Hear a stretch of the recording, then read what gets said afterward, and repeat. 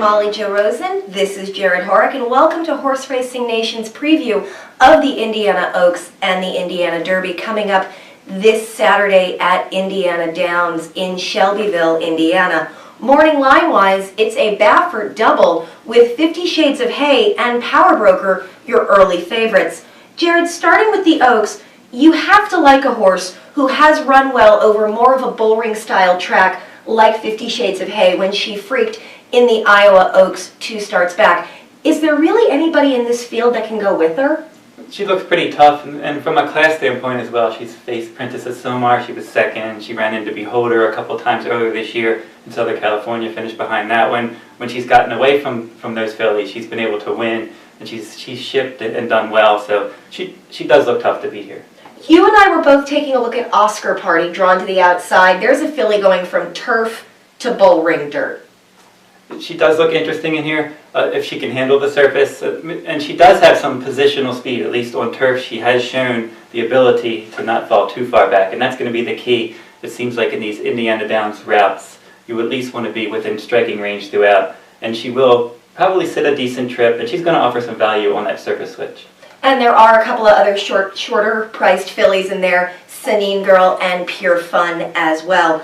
Moving ahead, one race down to the Indiana Derby, the story there could be the weather. National Weather Service is calling for a 50% chance of thunderstorms all day long, but a high of 82 degrees.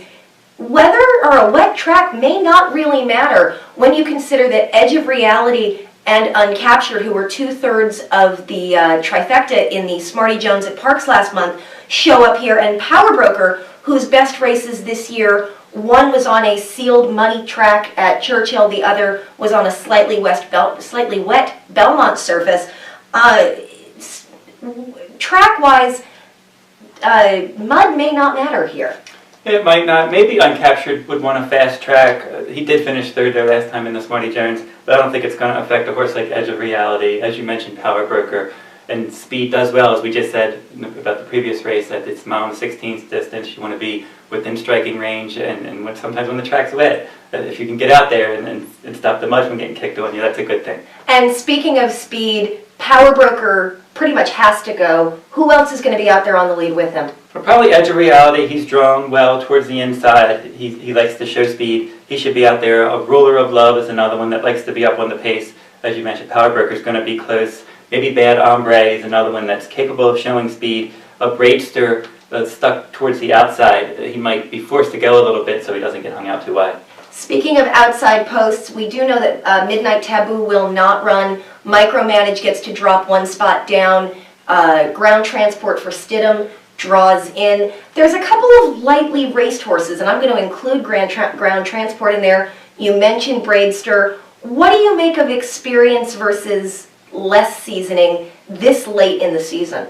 Well, it's good maybe to be fresh, or if you're a late bloomer, a horse like Holy Loot, who's only run 3 times, Bradester's only run 4 races. So they have some upside. They have the ability to spring forward and run a better number. You have horses like Uncaptured with a lot of experience, but he ran a lot as a 2-year-old. He's run in some different spots this year. They were actually pointing to the Kentucky Derby. He had problems with his feet. They didn't make that race after he didn't run well on the bluegrass. Then they took him to Canada to run in the Queen's Plate. He ran second in the prep, wasn't happy. They took him to Churchill after that. And then he was going to run in the PA Derby. He ran the prep. He didn't run well there. So he's caught a lot of audibles with that horse this year, but he's managed to run well in the top 3 for most of his starts. Absolutely. It's always fun when you can keep calling audibles on your racehorse.